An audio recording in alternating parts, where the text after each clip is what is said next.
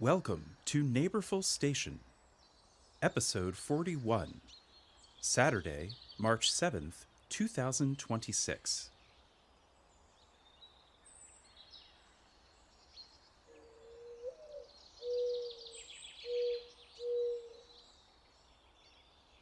You are walking down College Avenue on this sunny, late winter morning, and you feel the very first stirrings of spring in the air around you.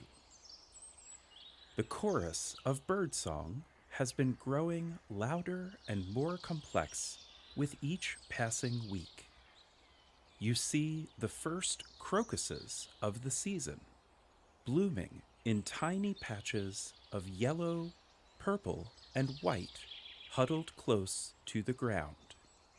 You smell the richness of the damp soil around you coming back to life, and as you feel the warmth of the strengthening sun on your face, you take an appreciative breath.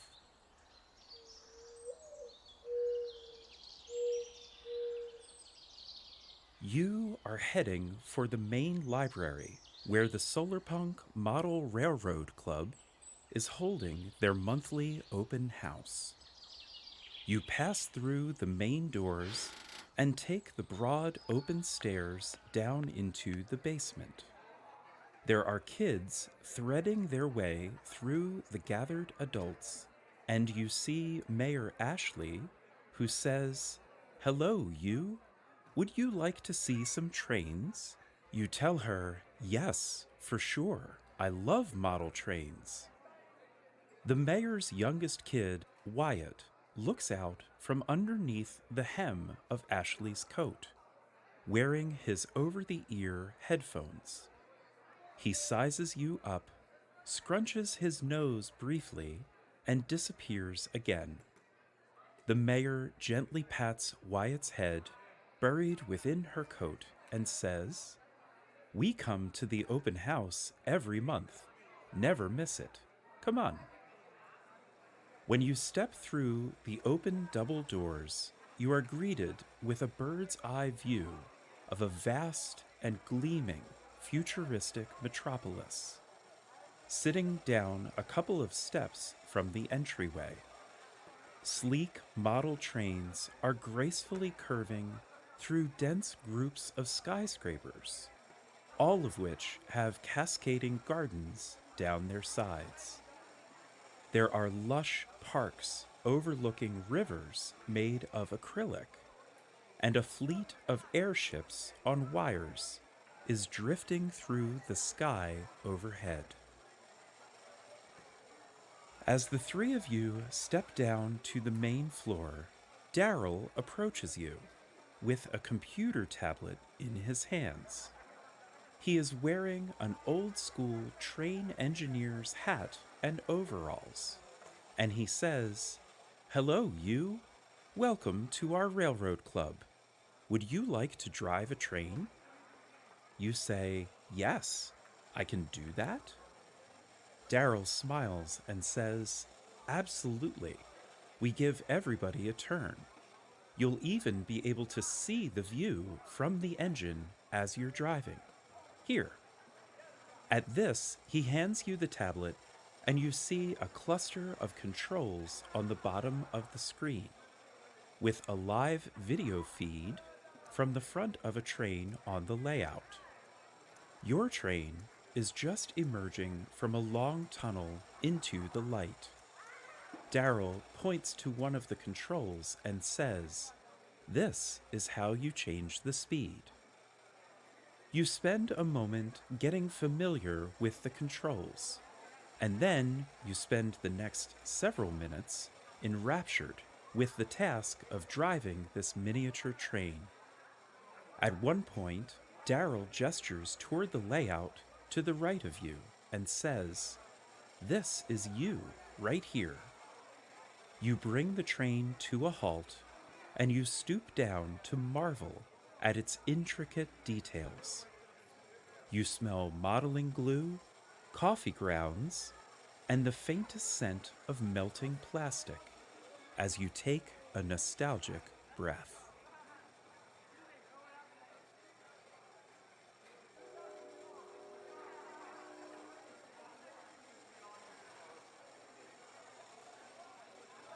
Daryl stoops down next to you as well, glancing over at the tablet in your hands, and he says, "You've got, let's see, 182 passengers on board right now." You look up with surprise as you ask, "Wait, what? How can you tell?" Daryl points to a box in the bottom right corner of the tablet and tells you, "This layout has virtual people, and they move around the city using the physical trains, as well as the buses and trams and everything else. We can let it all run on its own, and the city will self-organize the best ways to get everyone where they need to go." You make a low whistle as you say, "That's so cool." Daryl stands up again, stretching his arms as he sniffs the air, and he says, "I think the veggie dogs should be ready now. Let's walk the rest of the layout and go say hi to Carrie. She was hoping to see you today." In the snack bar at the far side of the large room, Carrie is serving up free veggie dogs off the roller grill for anyone who wants them. You gratefully accept a dog for yourself, savoring the taste of the pickled red onions and spicy mustard as you take your first bite. As the heat of the mustard slowly coats your tongue, you notice your stomach rumbling, and you take a satisfied breath.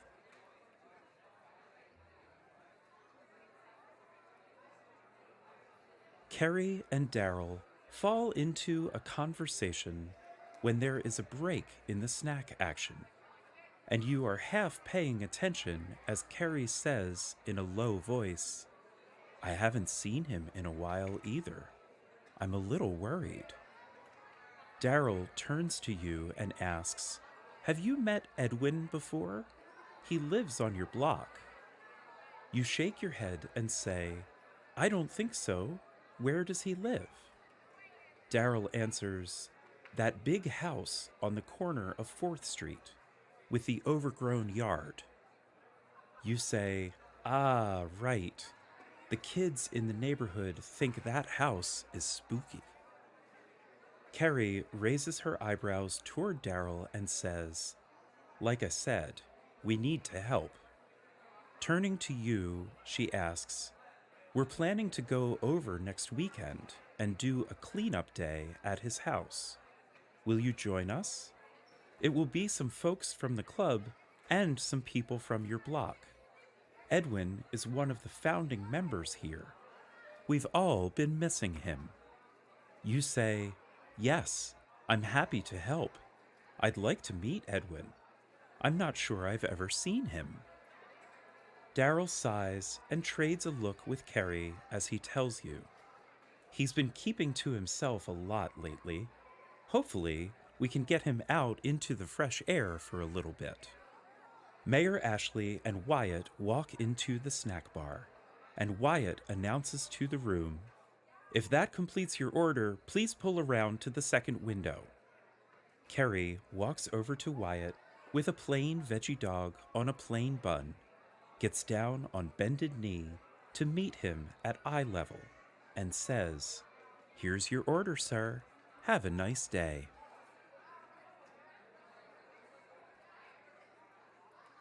It is a joy to share this miniature wonderland with you. Thank you for coming home to our town. Visit us today at neighborfulstation.us, where we invite you to join us as an official town resident. My name is Damien, and I'm from a little suburban town called Orland, Pennsylvania. And it's a classic little fun town in a Norman Rockwell kind of way, and it was a great place to grow up and a great place to raise my children. About 25 years ago, there was a man named Jerry And Jerry was a over decorator for the Christmas season in much like the Clark Griswold kind of way, tons of lights and all kinds of things to look at his house. And one year, him and the neighbor across the street decided to make giant over-the-top PVC pipe candy canes.